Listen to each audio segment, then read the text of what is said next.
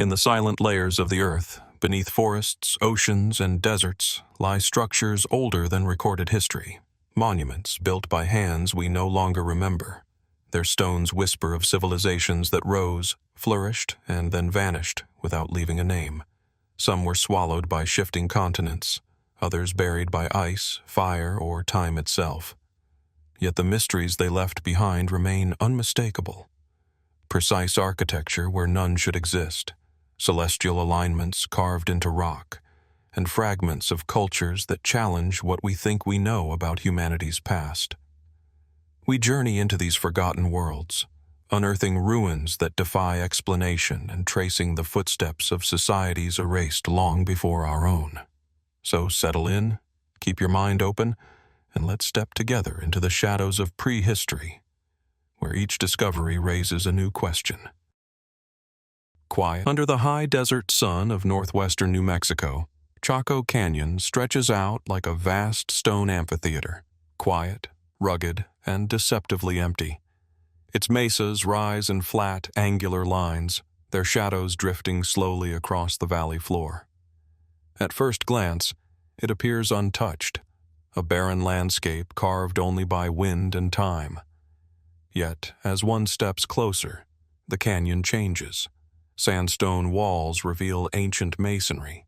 Distant shapes resolve into the remnants of monumental great houses, their rooms aligned with mathematical precision. And suddenly, the silence feels deliberate, almost curated, as though the past is waiting to be heard. More than 1,000 years ago, this canyon was the heart of an extraordinary cultural world. Between the 9th and 12th centuries, the ancestral Puebloans constructed massive complexes such as Pueblo Bonito and Chetroquetl, multi-storied structures built with millions of hand-shaped stones. Roads, some arrow-straight for miles, radiated out from the canyon like spokes of an unseen wheel. Archaeologists have long recognized Chaco as a regional center for ceremony, trade, astronomy, and governance. Yet even with decades of research, its purpose remains strangely elusive. The architecture is grand, but the population appears to have been surprisingly small. The scale suggests central authority, but the canyon's harsh environment raises difficult questions. Why here? Why build something so ambitious in a place so unforgiving? The astronomical alignments offer one possible answer. Many of Chaco's buildings appear oriented toward solar and lunar cycles, their walls catching specific shafts of light on solstices and equinoxes. Some scholars argue that the canyon served as a calendrical hub, a place where skywatchers tracked celestial patterns that guided agriculture and ceremony throughout the region. The famous Sun Dagger atop Fajada Butte, where light slices across spiral carvings during key solar events, hints at a deep sophistication in Chacoan knowledge. But was astronomy the primary purpose of the great houses, or simply one part of a much larger system? Others point to trade. Evidence of turquoise workshops, pottery styles from distant cultures, and exotic items such as macaw feathers suggests that Chaco was a nexus for long-distance exchange. The roads may have carried goods, messages, or pilgrims across hundreds of miles. Yet if commerce was the engine of Chacoan society, why are its structures so monumental compared to contemporary regional settlements? Why the emphasis on grand rooms, vast plazas, and ceremonial kivas? Then come the more speculative ideas, those that tread the boundary between documented evidence and unsettled possibility. Some researchers question whether Chaco's great houses were ever meant for continuous habitation, noting the limited water sources, sparse agricultural fields, and the sheer impracticality of maintaining such massive buildings in the canyon. Were these structures ceremonial complexes used seasonally? Pilgrimage destinations for regional communities? Or something even more abstract, symbols of power, cosmology, or myth made manifest in stone? A few fringe theories push further, pondering whether the standardized layout, Linear roads and astronomical precision point to a kind of planned landscape, a blueprint on a scale rarely seen in prehistoric North America. Did Chaco serve as a spiritual map, a political statement, a meeting place for leaders across the Southwest? These ideas remain unproven, and yet they persist, partly because so many pieces of the puzzle refuse to fit neatly together. By the end of the 12th century, Chaco Canyon was largely abandoned. The reasons remain unclear. Climate change, resource depletion, social transformation, each plays a role in the prevailing explanations. And yet the suddenness of the departure, combined with the canyon's enduring architectural enigma, leaves space for deeper wonder. Today, as light fades across the great houses and the desert air cools, Chaco feels less like a ruin and more like a question carved into the landscape itself. What drove a civilization to build with such ambition here, in this stark and beautiful canyon? And what stories still lie hidden beneath its stones, waiting for us to rediscover them? As we leave the arid expanse of Chaco Canyon, we turn our attention across the vast stretches of Asia to another ancient enigma, one that quietly dots the landscape of Japan. Here, nestled within the lush green hills, lie the Kofun burial mounds, massive earthen tombs that rise from the earth like strange, silent sentinels of a distant past. These mounds, some as large as a football field, are scattered across the Japanese countryside, their shapes ranging from simple rounded hills to intricate, keyhole-like forms, their scale and structure seemingly out of place in the otherwise undisturbed natural environment. Built between the 3rd and 7th centuries A.D., the Kofun mounds are the burial sites of a powerful elite believed to have been the early rulers of Japan. They are named after the period during which they were constructed, the Kofun period, and for centuries their purpose was clear to most historians: to house the dead, particularly those of high status. The grandeur of these mounds was meant to reflect the wealth and influence of the people interred within them, individuals who were said to have governed vast territories and wielded immense power. But what exactly lay beneath the earth in those shadowed chambers? And why were such elaborate tombs built for a select few? The tombs themselves are strikingly diverse, with some reaching over 300 meters in length, surrounded by deep moats or elaborate stone walls, and often accompanied by ceremonial artifacts such as bronze mirrors, swords, and ceramic figures. These items suggest not just a concern for the afterlife, but a belief in the continuation of power and status beyond death. Yet, for all the material wealth entombed with the rulers, one crucial detail remains largely absent from these grand monuments: the bodies themselves. In many of the largest Kofun mounds, the burial chambers themselves remain hidden, sealed beneath layers of earth, inaccessible to archaeologists without invasive excavation. What is more mysterious still is that in some cases, the tombs were never fully opened or studied in any significant way, as the Japanese imperial family's connection to these ancient rulers has led to cultural taboos surrounding their excavation. And in others, the bodies have simply disappeared, leaving only the artifacts and an unsettling silence in their place. Was the tomb meant to be a final resting place for the elite? Or were they intended as symbolic structures meant to house not just the dead, but the very essence of power and authority? Over time, some Kofun tombs have been explored, revealing an intricate world of burial rituals. Bones placed in intricate positions, surrounded by offerings that would accompany the dead on their journey to the afterlife. Yet still, the identity of the people buried in the largest tombs remains speculative.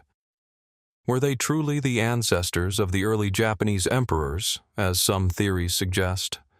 Or were they leaders of a distinct and unknown civilization that once thrived in this archipelago, their legacy lost to time? The keyhole-shaped tombs, some of the most iconic, add another layer of intrigue.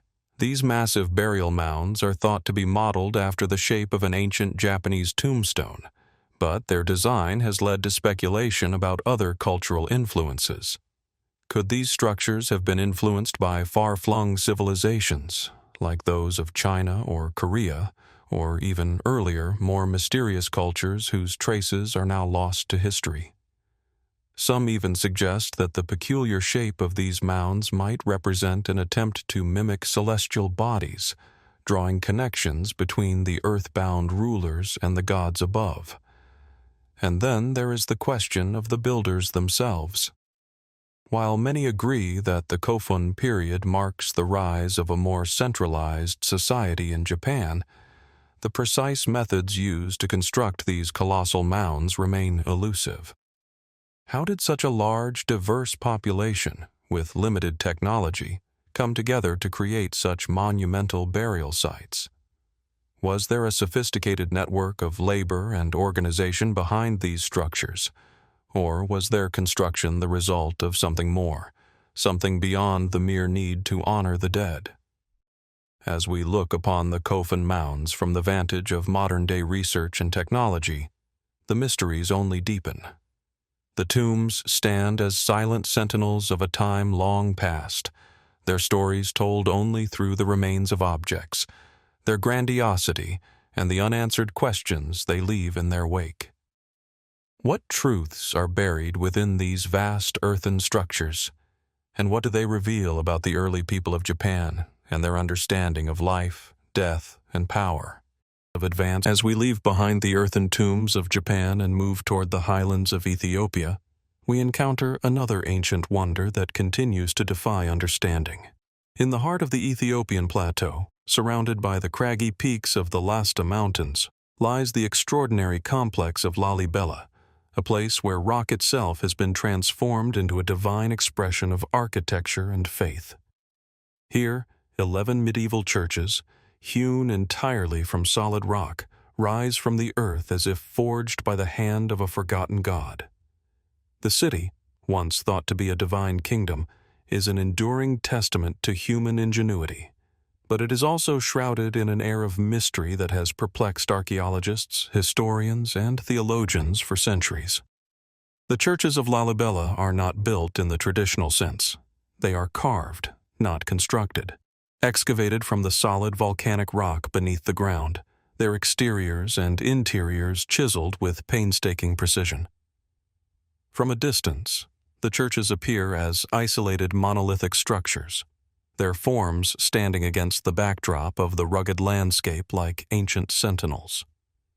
Upon closer inspection, however, their complexity becomes evident. Some churches are connected by narrow passages and subterranean tunnels. Others feature intricate carved windows, archways, and bas-reliefs. One of the most iconic churches, Bete Georgis, the Church of St. George, is shaped like a cross and stands out as a masterful example of this rock-hewn architecture.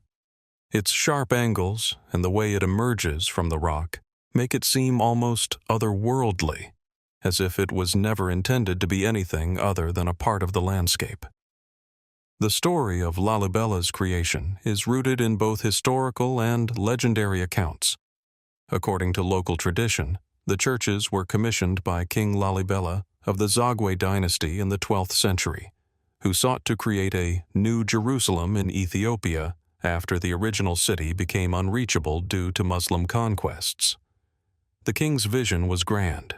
He wanted to build a holy city that would serve as a pilgrimage site, an alternative to Jerusalem for Christians in the region.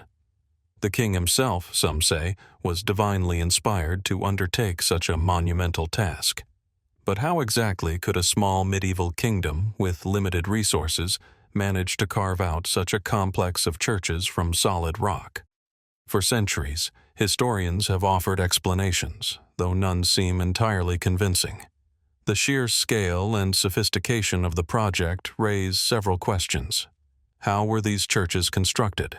Were they carved from the top down, or did the builders start from the ground and dig their way upward, as some theories suggest?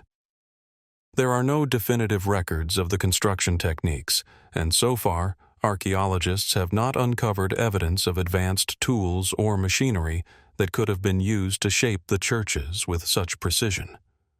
Was the work done by a team of skilled laborers? Or is there a hidden level of knowledge and technology we have yet to understand? Some suggest that the design of Lalibela's churches could point to influences from other ancient cultures, perhaps even the Egyptians or the Romans, cultures known for their monumental stonework and complex religious sites.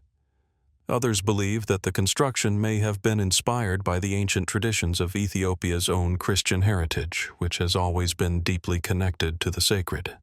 There are even fringe theories that suggest the churches were built with lost knowledge, using techniques that are now forgotten to time.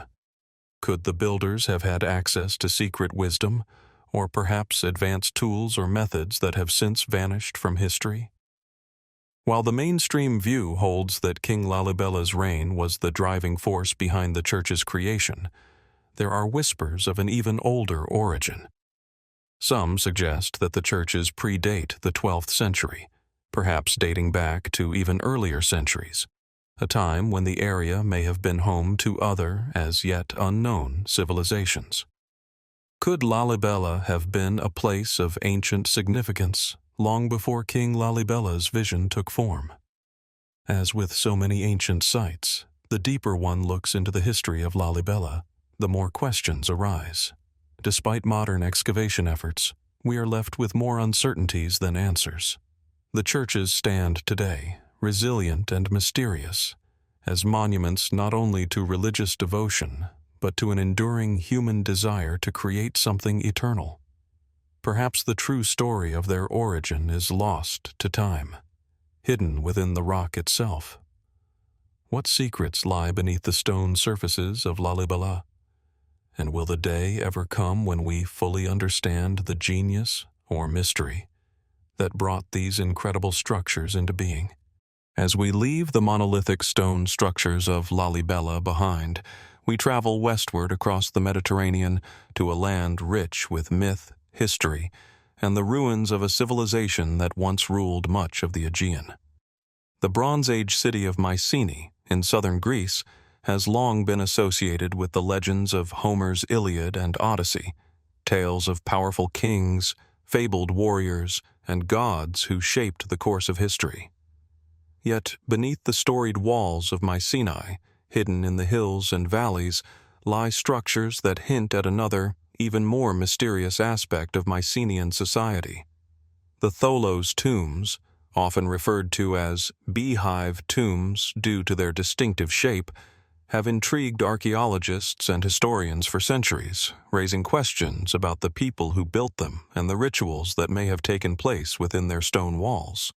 The Tholos tombs are remarkable not just for their size, but for their engineering sophistication. Carved into the hillsides, these burial chambers consist of a circular domed structure built from massive limestone blocks, which form a perfect corbelled dome, an architectural feat that predates the well-known Roman domes by centuries. The most famous of these tombs is the Tomb of Agamemnon, or the Treasury of Atreus, named after the legendary king of Mycenae. With its imposing entrance, a vast circular chamber, and an impressive 13-meter-high dome, it is one of the most awe-inspiring tombs in the ancient world. The sheer scale of the structure and the precision with which the stones were laid suggest a high level of engineering expertise and a deep understanding of geometry. But as with many ancient structures, the purpose of the Tholos tombs and the rituals associated with them remain elusive. Traditionally, the Tholos tombs have been interpreted as the burial sites of Mycenaean royalty or elites, with the vast wealth of grave goods found within many of them suggesting that the tombs were designed to honor and preserve the bodies of powerful individuals. Gold, pottery, weapons, and intricate jewelry have all been discovered in the tombs, alongside the skeletal remains of their inhabitants. However, what sets the Tholos tombs apart from other Mycenaean graves is their architectural grandeur. These are not just simple burial chambers. They are monumental structures, each requiring significant resources and labor to build. Why, then, were such extraordinary tombs constructed for a select few, and why with such an emphasis on form and scale? Some scholars propose that the elaborate design of the Tholos tombs was an expression of the elite's desire for immortality, a way to ensure their continued presence in the world after death. The domed shape of the tomb may have had symbolic meaning, representing the heavens or the earth, or perhaps a connection to the divine. The architecture itself could have been intended to mirror the celestial order, a physical manifestation of the ruler's power over both the mortal and spiritual realms. But could there have been another, more practical reason for such monumental structures? Could the Tholos tombs have been designed not just for burial, but for ritual purposes, a place where ceremonies were held to honor the dead and ensure their passage to the afterlife? Were these tombs the site of ancestral worship, where the living would continue to commune with their deceased rulers or relatives? Despite these theories, much about the Tholos tombs remains speculative. One of the biggest mysteries is the question of construction. How did the Mycenaeans manage to build such massive, precisely engineered domes without advanced tools or techniques? The tomb's smooth, curved ceilings seem to defy the limitations of Bronze Age engineering, and the method by which the stones were placed, some weighing several tons, remains a subject of debate. Did the builders employ unknown techniques or perhaps a lost form of knowledge? And why was such enormous effort expended on tombs that were meant to be sealed, hidden away, and largely inaccessible? Adding to the mystery is the question of the people buried within these grand tombs. While we know they were likely elites, the identity of many of the individuals remains unclear. Were these truly the rulers and kings of Mycenae, as tradition holds, or were they a different class of individuals whose power has been forgotten by history? Could the tombs of Mycenae hold the remains of figures whose names have been lost to time, their stories obscured by the veil of myth and legend? And perhaps the most intriguing question of all, what does the construction of these tombs tell us about the culture of the Mycenaeans? Was their society obsessed with death and the afterlife? Or was the construction of these monumental tombs a reflection of their extraordinary architectural and engineering capabilities, a way to immortalize not just their rulers but their civilization itself? As we leave behind the monumental Tholos tombs of Mycenae and continue our journey through the ancient world, we now find ourselves in the sun-drenched plains of Andalusia, southern Spain. Here, among the olive groves and rolling hills, stands one of the most enigmatic and awe-inspiring prehistoric structures in Europe, the Dolmen of Menga. This massive megalithic tomb, built some 5,000 years ago, seems almost too grand for its time. Yet, like so many ancient sites, it raises questions not only about the people who built it, but about the forces that might have guided them. The Dolmen of Menga is a giant burial chamber constructed from enormous stone slabs, some of which weigh up to 50 tons, arranged in a way that forms an immense passage grave. The chamber is an impressive 25 meters long and 4 meters high, with a roof formed by massive capstones, perfectly aligned to cover the tomb like a great stone lid. These colossal stones are so precisely arranged that they seem to defy the primitive tools and methods we know the builders would have had access to. But even more than the scale and technical accomplishment, what stands out about Menga is its positioning, particularly its alignment with the sun. Located within the larger megalithic complex of Antequera, the Dolmen of Menga is aligned in such a way that on certain days of the year, the rising sun casts a dramatic light through its passage. This intentional alignment has led some to suggest that the tomb was not just a burial site, but also a place of astronomical significance, perhaps a kind of ancient observatory, where the movements of the sun were used to mark the passing of seasons or to guide agricultural cycles. Was Menga, then, a place for the dead alone? Or could it have also served as a ceremonial space, linking the earthly and celestial realms? The mystery deepens when we consider the builders themselves. The tomb is part of a larger group of megalithic structures in the region, many of which are thought to have been constructed by a prehistoric society known as the Tartessians. Little is known about these people, and their civilization remains an enigma. Was Menga built by a singular culture, or did it represent a confluence of different peoples, each bringing their knowledge and traditions to the site? What motivated these ancient people to gather such an enormous number of stones from distant quarries, to move them with unimaginable effort, and to shape them into such a monumental and carefully constructed site? There are no written records to explain the purpose of the Dolmen of Menga, and archaeological evidence remains sparse, leaving much room for speculation. While it is widely agreed that the tomb served as a burial place for an important individual or group, some scholars have questioned whether its function was purely funerary. Could it have been a site of ritual, where important ceremonies took place to honor the dead? The size of the structure suggests that it was intended for the elite, but the precision with which it was built also hints at a deeper, perhaps more spiritual or cosmological purpose. The surrounding landscape offers further clues, or perhaps even more riddles. Scattered across the plains are other megalithic sites, including another dolmen known as El Romeral, and the famous Torcal de Antequera, a natural labyrinth of limestone formations. Could these landscapes have held symbolic meaning for the people who built Menga? Was the dolmen constructed to align not just with the sun, but with the land itself, as part of a greater cosmological vision that tied the dead to the living, the earth to the heavens? Some researchers even suggest that the location of Menga was chosen for its proximity to other sacred sites, creating an intricate network of symbolism, energy, or ritual significance that is now lost to history. One of the most striking features of Menga is the sheer scale of its construction. How were these enormous stones transported? Some theories propose that they were dragged along wooden sledges or rolled on logs, while others suggest more exotic solutions, such as the use of sophisticated levers, ramps, or even unknown techniques. Could there have been lost technologies or forgotten knowledge that enabled these ancient builders to achieve feats we still struggle to comprehend? And what of the labor force behind the tomb's construction? Was it a small group of elites orchestrating the building of Menga, or was it a large communal effort, possibly with religious or ceremonial motivations driving the workers?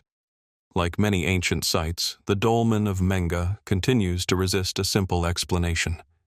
Its alignment with celestial bodies, its enormous scale, and its isolated position all suggest a complex, deeply symbolic purpose, one that may have involved more than just the dead. Was it a cosmic marker, a place where the living communicated with the dead through the movement of the stars and the sun? As we leave the sun-baked plains of Andalusia behind, we now find ourselves traveling north, crossing the waters of the North Sea to the remote and windswept shores of Orkney, off the northern coast of Scotland. Here, in the shadow of ancient hills and surrounded by the vast open sky, lies the archaeological site of Skara Brae, a settlement that holds within its stone walls the secrets of a long-lost civilization. Skara Brae is one of the best preserved Neolithic villages in Europe, and as you approach it, the first thing that strikes you is the eerie stillness. The village seems almost frozen in time, its stone houses sitting low in the earth, each one connected by a labyrinth of narrow passageways, as though the people who lived here vanished overnight, leaving their homes and belongings behind. The village, buried under sand for millennia, was uncovered in the 1850s, and what emerged was nothing short of remarkable. Perfectly constructed stone dwellings, complete with built-in furniture, hearths, and even storage spaces, an ancient home that feels more like a time capsule than an archaeological site. The site consists of 8 clustered homes, all built using large, smooth flagstones. Each structure has a central hearth and walls lined with stone shelves and seats. Some of the houses even contain intricate storage areas where food and tools were once kept, and animal bones that give us glimpses into the diet and lifestyle of its people. What is most striking, however, is the sophisticated nature of the construction. The people of Skara Brae had no metal tools, only flint and bone, but they were able to shape the stones with remarkable precision. How did they manage to create such an intricate, functional, and resilient settlement without advanced technology? And why build in such a way with walls that curve and interlock, as if designed to withstand the very forces of nature? For archaeologists, Skara Brae provides invaluable insight into the lives of the prehistoric peoples who lived here over 5,000 years ago, during the Neolithic period. At that time, Orkney was home to a flourishing culture, one that had mastered the art of farming, raising livestock, and crafting tools from bone, flint, and stone. The village is thought to have been inhabited by a group of people who lived relatively peacefully, their society organized and well adapted to the environment. Evidence of fishing, hunting, and farming tells us they were resourceful and skilled, but much about their culture remains a mystery. For all its richness, Skara Brae also raises questions. The villagers were part of a much broader Neolithic cultural tradition that spanned much of Europe. Yet Skara Brae itself seems unique in its layout and craftsmanship. Some of the houses are connected by a series of passageways, suggesting a planned, cohesive community. Could this be evidence of early urban planning?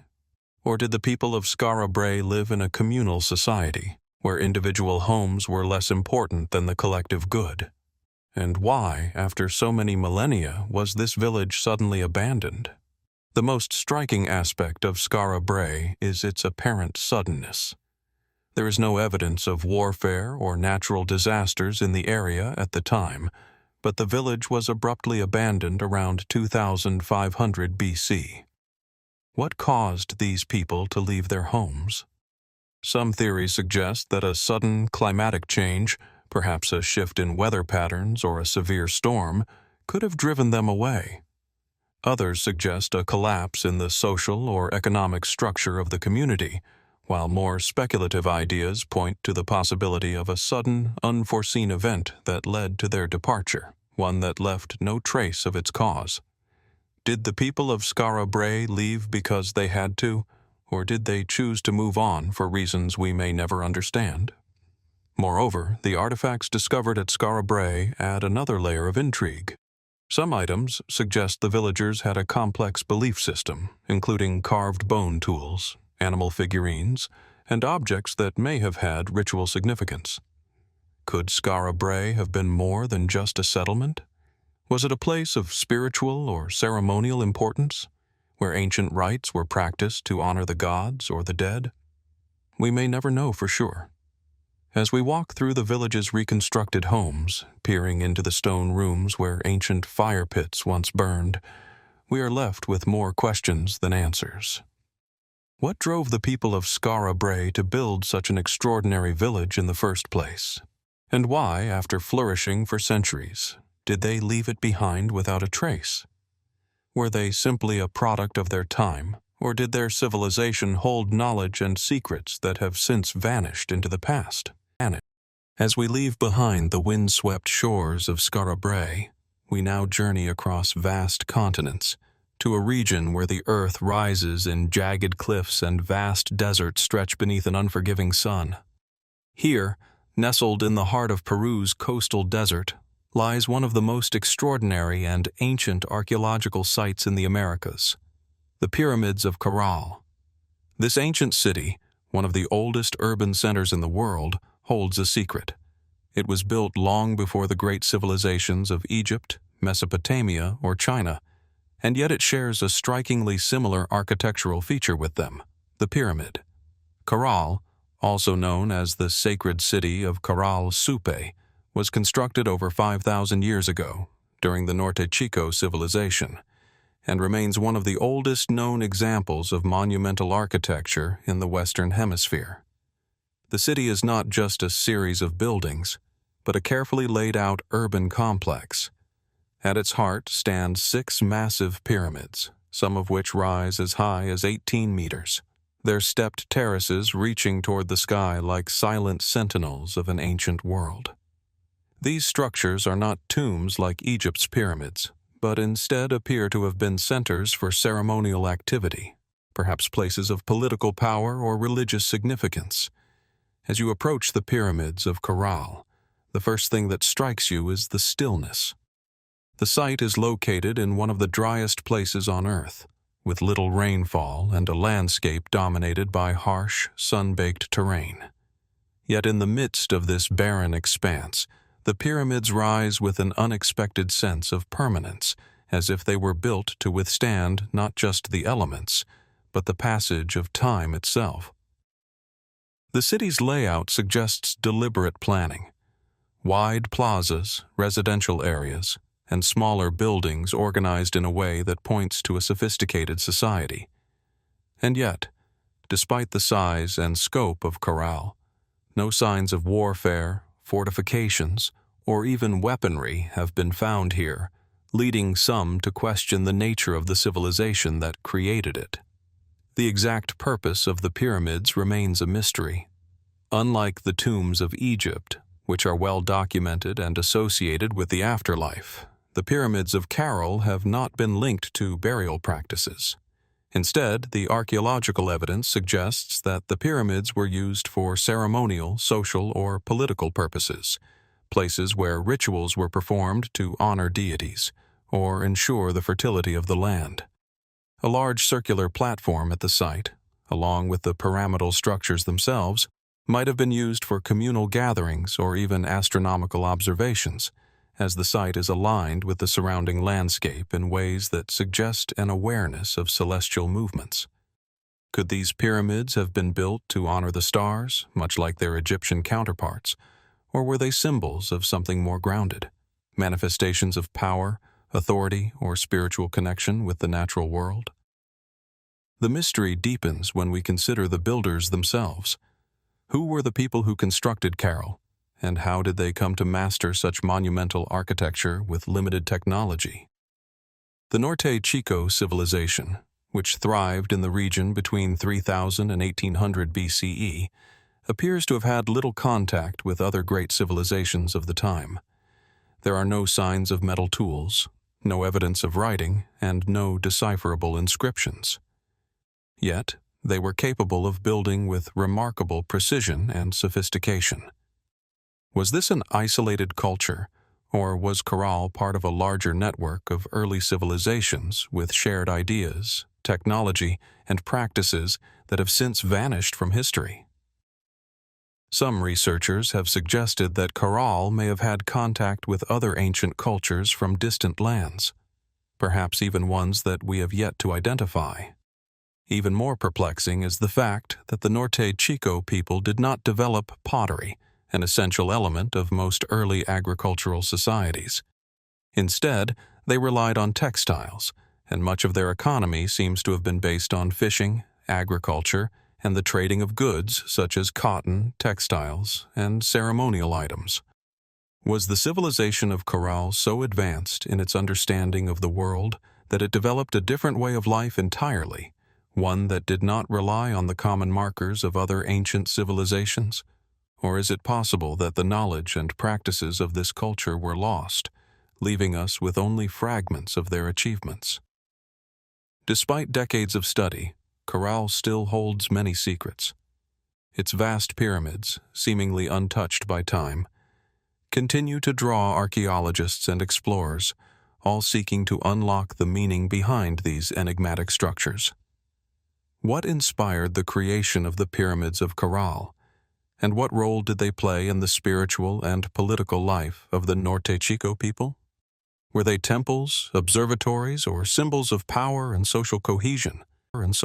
As we leave the sun-baked plains of the Andes and journey eastward, across the Atlantic and deep into the heart of North America, we find ourselves standing at the foot of a series of massive earthen mounds, silent, looming structures that once formed the centerpiece of a great and mysterious civilization. The Cahokia Mounds, located near present-day St. Louis, Missouri, were once the heart of a thriving city, an urban center whose influence stretched across the American Midwest, reaching into parts of what is now Canada and the Gulf of Mexico.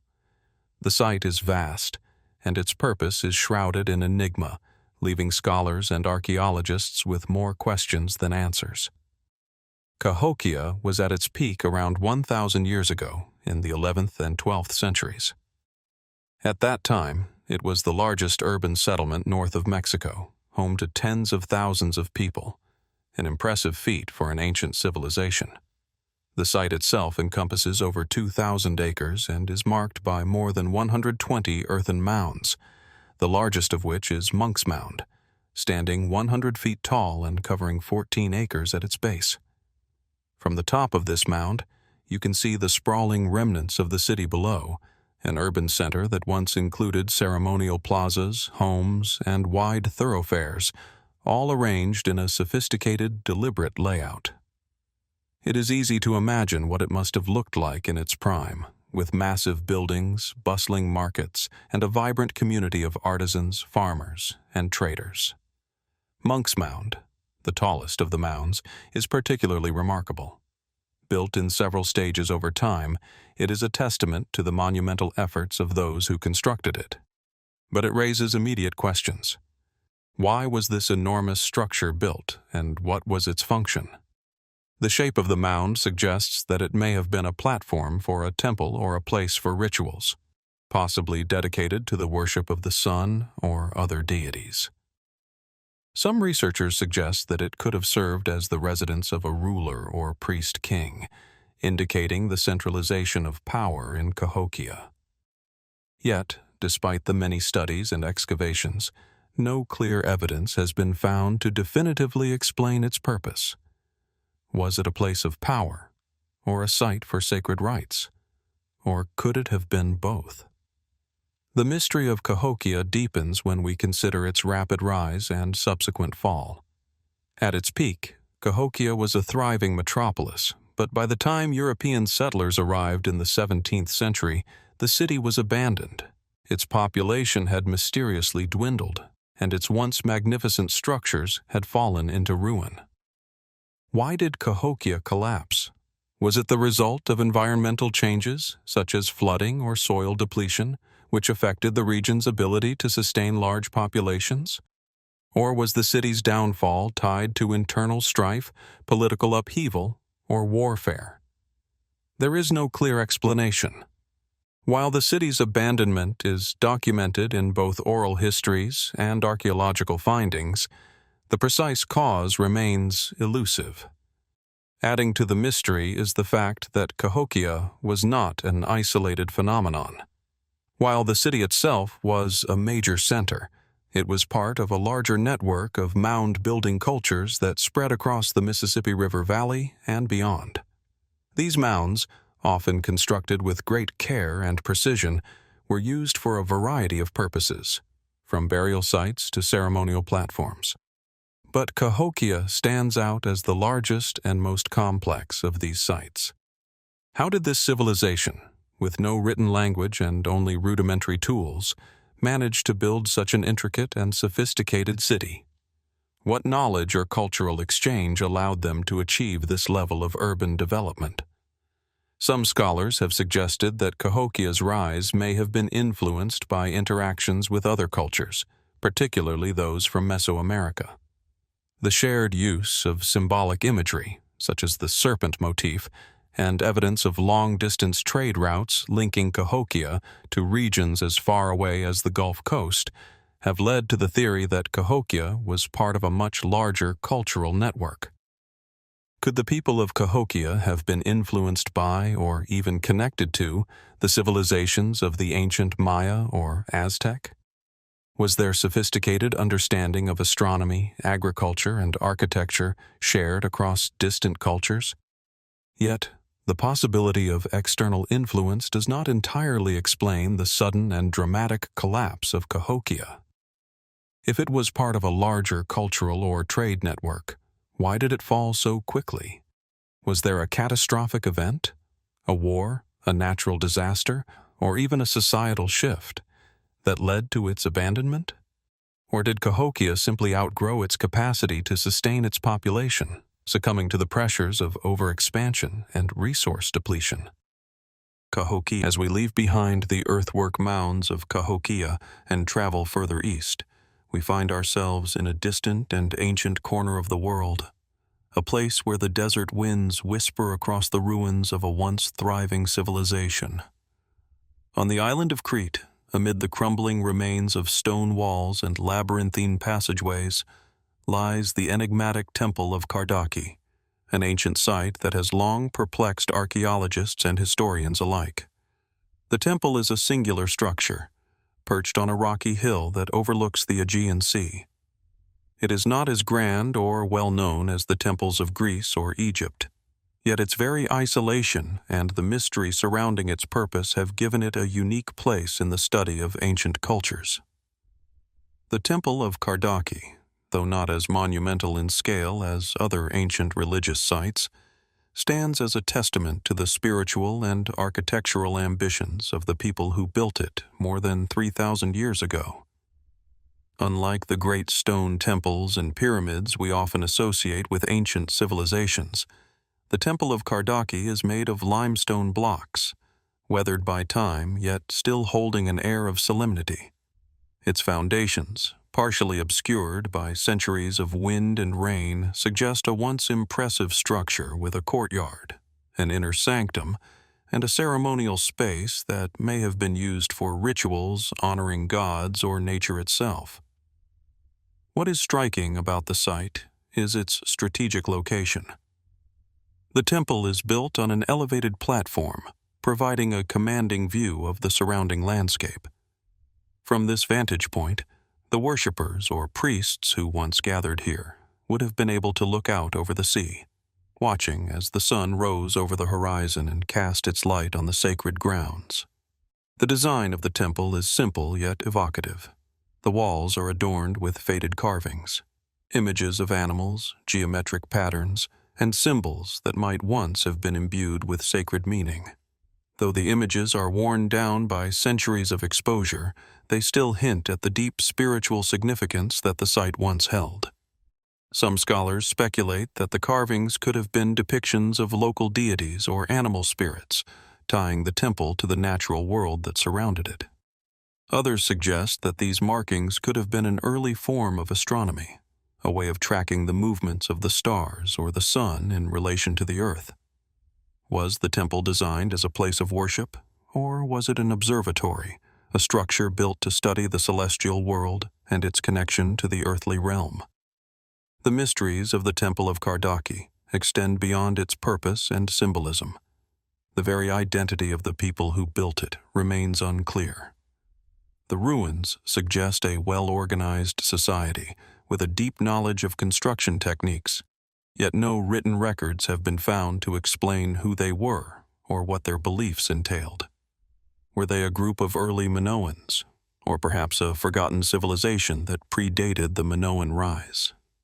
The Temple of Kardaki is located in a region that was once rich with trade and cultural exchange, and there are hints that its builders may have had connections to other ancient cultures around the Mediterranean.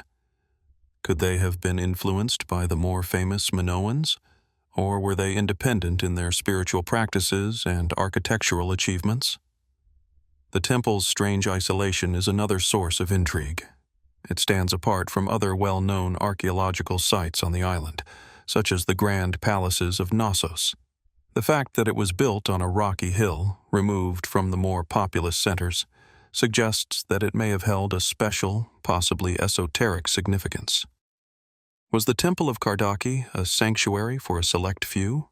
A place where rituals and ceremonies were performed in secrecy? Or was it perhaps a center of power where the leaders of the time gathered to assert their authority over the land and sea? One of the most puzzling aspects of the site is the lack of extensive excavation.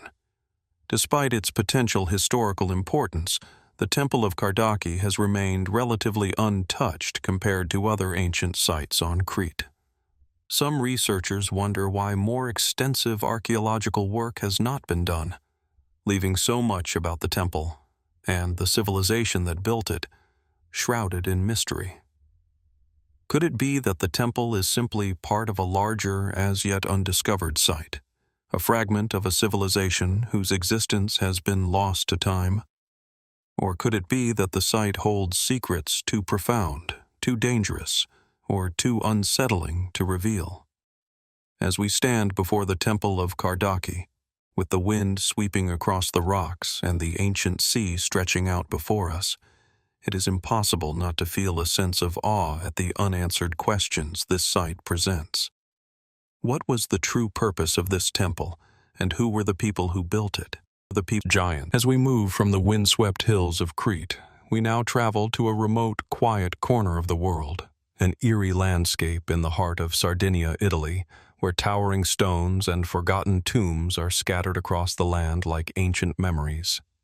Here, amidst the rugged terrain of this Mediterranean island, lies the Tomb of the Giant, a megalithic structure that has captured the imagination of archaeologists and historians alike for centuries. This tomb, with its imposing stone walls and mysterious form, is not merely a burial site. It's a monument to something far older and far more enigmatic. The Tomb of the Giant, or Tomba dei Giganti, is a massive collective burial tomb that dates back to the early Bronze Age, around 1500 BCE. Its name comes from the enormous size of the stones that form its structure, each one seemingly carved and positioned with an effort that would have required immense skill and manpower. The tomb is marked by two great stone slabs, often referred to as the Giants, which stand upright at either side of a long corridor leading into the burial chamber. The entrance, a grand stone portal, looks almost like a gateway to another world, its scale both awe-inspiring and foreboding. The tomb itself is a long, rectangular structure, built using enormous stone blocks that weigh several tons each. The walls, constructed in the style of Sardinia's ancient Nuragic civilization, are meticulously arranged with no mortar or binding material, yet they have withstood thousands of years of wear. Inside the tomb, archaeologists have found the remains of several individuals, likely members of an elite or ruling class, as the tomb is far too large for common burials. What is particularly fascinating about these tombs is their consistent alignment with the natural landscape. Many are oriented toward the setting sun, and others are aligned with specific natural landmarks or celestial events. Was this purely a matter of practicality? Or did the people of Sardinia view these tombs as a bridge between the living and the divine, a place where the dead could communicate with the natural forces that shaped their world? What stands out most about the Tomb of the Giant, however, is not its construction or its purpose, but its very name. Tomba dei Giganti, the Tomb of the Giants, suggests a grand mythological or cultural significance. The tomb's builders may have believed that the people buried here were of extraordinary importance, perhaps giants in both stature and status. It is possible that the tomb was constructed to honor not just the dead, but the memory of legendary figures, perhaps even gods or semi-divine ancestors. Was this an attempt to immortalize a revered leader or a group of important figures, elevating their status to a near mythical level? Or, as some have speculated, could the reference to giants be a symbolic gesture, pointing to the larger-than-life role these individuals played in society? The tomb's significance extends beyond its function as a burial site. There are numerous tombs of the giants scattered across Sardinia, suggesting that this practice was widespread among the Nuragic people. Yet, the exact nature of the people who constructed them remains unclear. Who were the Nuragic people, and why did they choose such monumental, often otherworldly structures to honor their dead? Some historians suggest that these tombs were built by a society that had already mastered bronze working, and that they may have been organized in complex social hierarchies. But despite the numerous excavations, much about their culture remains a mystery. Some have even speculated that the massive stones used to build the tombs were not simply chosen for their size, but for their symbolic significance. The stones themselves are often thought to represent the link between the human and the divine, the earthly and the celestial. Could the tombs have been seen as gateways or portals, not just for the souls of the deceased, but for the living to communicate with forces beyond their understanding? Even more intriguing is the fact that, while many of the tombs of the giants are still intact, very little is known about the ritual practices that took place inside. Though human remains and artifacts have been found within these tombs, no detailed records exist to explain the ceremonies or rites that were performed. Some theorists believe that these tombs may have been the site of elaborate funerary rituals, where the bodies were not just buried, but were ritually transformed or elevated to a higher spiritual state.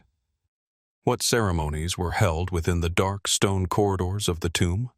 Were there offerings to the gods, prayers for fertility, or rituals meant to ensure the soul's safe passage into the afterlife?